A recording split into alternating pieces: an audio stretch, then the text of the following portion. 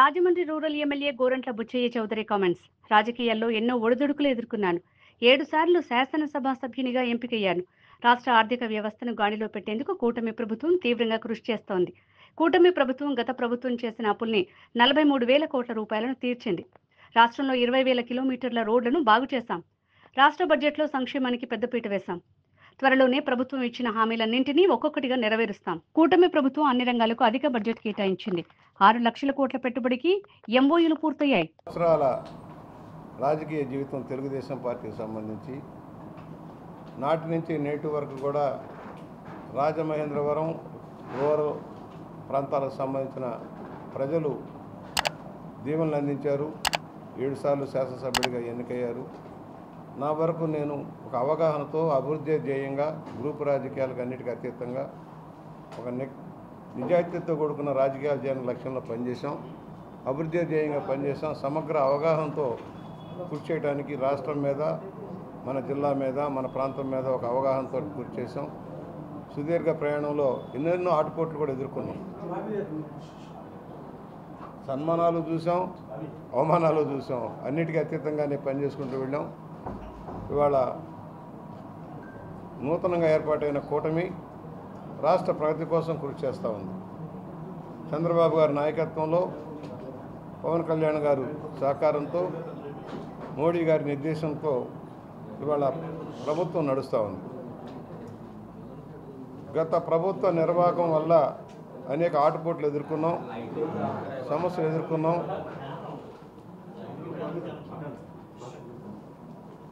ఈరోజు అనుకున్న దానికంటే ఆర్థిక లోటు తీవ్రంగా ఉంది. అంచనాలకు మించి అప్పులు చేశారు గత ప్రభుత్వం. అన్ని రంగాల్ని కుదువబెట్టారు.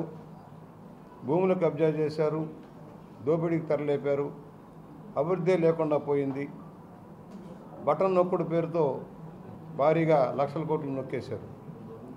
ఇవాళ తిరిగి గాడిలో పెట్టడం కోసం నూతన ప్రభుత్వం కృషి చేస్తూ ఉంది. అనేక ఇబ్బందులు ఉన్నాయి. ఒకటి, విభజన వల్ల జరిగిన నష్టం ఒక వ్యక్తి అయితే, గత ప్రభుత్వ నిర్వాహకం జరిగిన నష్టం తీవ్రమైంది. అందుకనే ఇవాళ బీజేపీ కేంద్రంలో అధికారంలో ఉంది. వారి సహకారంతో రాష్ట్రంలో జనసేన, తెలుగుదేశం, బీజేపీ కలిసి ప్రయాణం సాగిస్తూ ఉన్నాయి. ఇవాళ ఊహించిన దానికంటే అప్పులు పెరిగిపోయాయి. ఆర్థిక లోటు ఉంది. ఏం చేయాలన్నా ముందుకు కదలేని దౌర్భాగ్య స్థితిలో ఉన్నాం. అయినా కూడా చంద్రబాబు గారి నాయకత్వంలో దూరదృష్టితో విజనరీగా ఇవాళ ప్రభుత్వం ముందుకు సాగుతూ ఉంది. అందుకనే ఈ రోజున జనరంజక బడ్జెట్ని మనం ప్రవేశపెట్టాం. జనరంజక ఎందుకంటున్నానంటే అన్ని రంగాల అభివృద్ధి ధ్యేయంగా, ఒకవైపు సంక్షేమం, మరోవైపు అభివృద్ధి, ఆర్థిక వ్యవస్థను గాడిలో పెట్టడం, పాత అప్పులను తీర్చడం, రాష్ట్ర ప్రగతికి దోహదపడేలాగా కార్యాచరణతో వెళ్ళడం, నిరుద్యోగాన్ని తొలగించడం, పారిశ్రామిక అభివృద్ధి సాధించడం, పెట్టుబడులు సాధించడం, ఉపాధి కల్పించే లక్ష్యంగా, పేదరిక నిర్మూలన లక్ష్యంగా ఈ ప్రభుత్వం పనిచేస్తూ ఉంది. ఎక్కడికక్కడ రకరకాల ఏమీ మాట్లాడలేక ఏదో గోబెల్స్ ప్రచారం చేస్తున్నారు. ఇవాళ అధికారంలోకి వచ్చిన వెంటనే 45,000 కోట్ల పాత బాకీలు చెల్లించాం. 8 నెలల్లోనే 45,000 కోట్ల రూపాయల పాత బాకీలు, దాదాపుగా పాత బాకీలు 23,556 కోట్లు, సెంట్రల్ స్కీమ్లో బాకీలు పెట్టి 9,377 కోట్లు, నీటిపారుదల బాకీలు 12,730 కోట్లు, ఈ విధంగా 45,000 కోట్లు పాత బాకీలు చెల్లించాం. మరలా పంచాయతీరాజ్కి 2,793 కోట్లు గ్రామాలకు రిలీజ్ చేసాం. అలాగే ఎన్టీఆర్ భరోసా, ఎన్టీఆర్ వైద్య సేవ, దీపం 2 పథకాలకి 31,613 కోట్లు ఈ 8 నెలల్లోనే మనం ఖర్చు పెట్టగలిగాం. మాట తప్పలేదు, మడం తెప్పలేదు. చెప్పినవన్నీ అమలు చేసుకుంటూ వెళ్తున్నాం. ఇవాళ పెన్షన్ 3,000 చేస్తానన్న పెద్ద మనిషి 5 సంవత్సరాలు కూడా పెంచలేకపోయాడు, దగా చేశాడు. కానీ తెలుగుదేశం మేనిఫెస్టోలో చెప్పిన విధంగా కేవలం వచ్చిన నెలలోనే 3,000, 4,000 రూపాయలు చేసి పాత నెలలు కూడా లెక్కించి 5 రకాల పెన్షన్లు, మనం 16 రకాల పెన్షన్లు ఇవాళ అమలు చేస్తూ ఉన్నాం. 4,000 దగ్గర నుంచి 15,000 రూపాయల దాకా.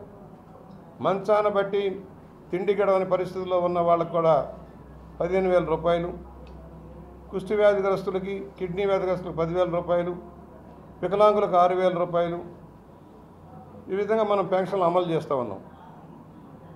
ఇవాళ బడ్జెట్ భారీగా ఉంది. 3,22,350 కోట్లు, రాష్ట్ర చరిత్రలో ఇది అత్యధికం. ఇవాళ వ్యయం కూడా మూలధన వ్యయం 40,000 కోట్లకు పెంచాం. మామూలుగా గత ప్రభుత్వం కనీసం 10,000 కోట్లు కూడా ఖర్చు పెట్టాం మూలధన వ్యయంలో. ఇవాళ మూలధన వ్యయం 40,635 కోట్లు మనం ఖర్చు పెట్టేదానికి నిర్ణయం తీసుకున్నాం. అలాగే అన్ని స్కీములు అమలయ్యేలాగా అన్నా క్యాంటీన్లు మొదలైనాయి. మళ్ళా ఆదరణ పథకం మొదలవుతుంది. ముఖ్యమంత్రి గారి సహాయ నిధికి భారీగా ప్రజలకు అందుతూ ఉన్నాయి. ఉచిత సిలిండర్ పథకం అమలైంది. కొంతమంది అంటారు ఒకటే ఇచ్చారు కదని. 4 నెలలకు ఒకటి చొప్పున మూడు గ్యాస్ బండ్లు ఇస్తాం. ఒకే రోజు 3 గ్యాస్ బండ్లు ఎవరు? ఒకే బండ్ ఇచ్చారని దుష్ప్రచారం చేసేవాళ్ళకి సమాధానం ఏంటి? ప్రతి 4 నెలలకి ఒకటి చొప్పున 3 గ్యాస్ బండ్లు రిలీజ్ అవుతాయి. రోడ్ల మరమ్మతులు చేసాం. ఇవాళ 20,000 కిలోమీటర్ల రోడ్లన్నీ కూడా గోతులమయంగా మార్చిన గత ప్రభుత్వానికి భిన్నంగా వచ్చిన వెంటనే ఇవాళ రోడ్ల మరమ్మతులు చేసాం. అలాగే గ్రామాల్లో సిమెంట్ రోడ్లు కానీ కాలువలు కానీ బీటీ రోడ్లు వేయడం కోసం 3,000 కోట్ల రూపాయలతో పనులు చేస్తూ ఉన్నాం. 90% పనులు పూర్తయినాయి. ఉన్న దాంట్లో సర్దుబాటు చేసుకున్నాం. అలాగే నాయి బ్రాహ్మణులకి జీతాలు పెంచాం. 20,000 రూపాయలు, మత్స్యకారులకు 10,000 నుంచి 20,000కి పెంచాం. అర్చకులకి, ఇమాములకి, మధ్యాములకి 15,000 రూపాయలు చేసి ఇస్తా ఉన్నాం. ఇవాళ బడ్జెట్లో సంక్షేమానికి పెద్దపీట వేసాం. రకరకాల మాట్లాడే వాళ్ళకు ఇదే సమాధానం. ఎస్సీలకు 20,281 కోట్లు, ఎస్టీలకు 8,159 కోట్లు, బీసీలకు 47,456 కోట్లు, మైనార్టీకి 5,434 కోట్లు, 81,330 కోట్లు సంక్షేమం కోసం మనం ఖర్చు పెట్టేలాగా నిర్ణయం చేసాం. అలాగే చెప్పిన 6 సూత్రాల్లో కొన్ని అమలైనవి, కొన్ని అమలవుతున్నాయి. మే నుంచి ప్రతి బిడ్డకి, చదువుకుంటున్న బిడ్డ 1 నుంచి 12వ తరగతి చదువుకున్న వాళ్ళకి 15,000 రూపాయలు ఇవ్వబోతున్నాం. అమ్మఒడి పేరుతో దగా చేశారు. 2 3 ఒక్కళ్ళకేనన్నారు, అది కూడా కొంత ఎగ్గొట్టారు. ఈ ప్రభుత్వం ఆర్థిక సర్దుబాటు చూసుకొని రేపు మే స్కూళ్ళు తెచ్చే నాటికి 15,000 ప్రతి ఒక్క బిడ్డకి 12వ తరగతి దాకా 15,000 రూపాయల చొప్పున ఇవ్వాలని నిర్ణయించింది. బడ్జెట్లో ప్రొవిజన్ చూపించడం జరిగింది. అలాగే నిరుద్యోగ వృద్ధి కూడా కార్యాచరణ తేవడం కోసం కార్యాచరణ తీసుకుంటుంది. చెప్పిన వాగ్దానాలన్నీ అమలు చేసుకుంటూ ముందుకు సాగుతూ ఉన్నాం. ఇవాళ ఆరోగ్య బీమా ఒక ధీమా కల్పించడం కోసం ఈ సంవత్సరం నుంచి 25 లక్షల రూపాయల దాకా కూడా ఆరోగ్య బీమా కింద ప్రజలకు రక్షణ కల్పించాలన్న నిర్ణయం కూడా తీసుకోవడం జరుగుతోంది. అలాగే గత ప్రభుత్వ నిర్వాహకంలో 97 పథకాలు రద్దయినాయి. కేంద్రం ఇచ్చిన గ్రాంట్లన్నీ కూడా మురిగిపోయినాయి. 9,000 కోట్ల పైచీలకు బాకీ పెడితే అది మనం తీర్చాం. దాదాపుగా 55,000 కోట్ల రూపాయలు పాత బాకీలు మనం తీర్చుకున్నాం ఉన్న సర్దుబాటులో. ఇవాళ అన్ని రంగాలకి కేటాయింపులు భారీగా ఇచ్చుకుంటూ వెళ్తున్నాం. ఎందుకంటే గత ప్రభుత్వం అసలు బడ్జెట్ అనేది లెక్కలేదు, వాళ్ళకి ఆడిట్ అంటే లెక్కలేదు, కాగ్ అంటే లెక్కలేదు, చట్టం అంటే లెక్కలేదు. ఇష్టారాజ్యంగా కేటాయింపులు చేసుకుంటూ దోపిడీ చేశారు. అసలు బడ్జెట్ రీతంగానే ఖర్చు అయిపోయింది. బడ్జెట్ అంటే ఒక దామాషా ప్రకారం, లెక్క ప్రకారం ఖర్చు పెట్టాలి, అకౌంటబిలిటీ ఉంటుంది. శాసనంలో చర్చించాలి, లోటుపాట్లు ఉన్నా, తప్పులు జరిగినా చర్చించాలి, కాగ్ రిపోర్ట్ మీద చర్చించాలి. గత ప్రభుత్వం అసలు ఎవరిని లెక్క చేయాల, నియంతలాగా పోకళ్ళు పోయారు. ఏ శాఖ ఏం కేటాయం, ఒక దళితులకైనా ఒక సెల్ఫ్ ఫైనాన్సింగ్ ఇచ్చారా, ఒక సబ్సిడీ ఇచ్చారా, ఒక బీసీకి సబ్సిడీ ఇచ్చారా, ఒక మైనార్టీ సబ్సిడీ ఇచ్చారా? అన్ని రంగాలని కూడా ముంచేశారు. ఇవాళ ఈ ప్రభుత్వం పాఠశాల విద్యకి 31,805 కోట్లు. నిన్న మొన్న ఎవరో మాట్లాడుతున్నారు పాఠశాలకు ఏం చేశారు. 31,805 కోట్లు. ఉన్నత విద్యకి 2,506 కోట్లు కేటాయింపు చేసుకున్నాం బడ్జెట్లో. ఆరోగ్య శాఖ 19,264 కోట్లు, ఏనాడు లేని విధంగా. జలజీవన్ మిషన్ పంచాయతీరాజ్కి 18,847 కోట్లు. గత ప్రభుత్వం పంచాయతీ నిధులన్నీ దారి మట్టించింది. 14-15లో వచ్చిన నిధులు కూడా పక్కదారి పట్టించి దోపిడీ చేశారు. పంచాయతీలని నిర్వీర్యం చేశారు, మున్సిపాలిటీని నిర్వీర్యం చేశారు. అందువలన మరలా గాడిలో పెట్టడం కోసం ఏ శాఖకి ఎంత కేటాయింపు చేశారో ఖచ్చితంగా ఖర్చు అయ్యే మార్గనిర్దేశకత్వం ఇచ్చింది బడ్జెట్. జలజీవన్ మిషన్ కాకుండానే 18,840 కోట్లు R&Bకి, 13,862 కోట్లు మున్సిపాలిటీలకి, నీటిపారుదల రంగానికి 18,019 కోట్లు. వాళ్ళు 5 ఏళ్ళు కూడా చేసి 18,000 కోట్లు ఖర్చు పెట్టాలి, 5 సంవత్సరాలు కూడా.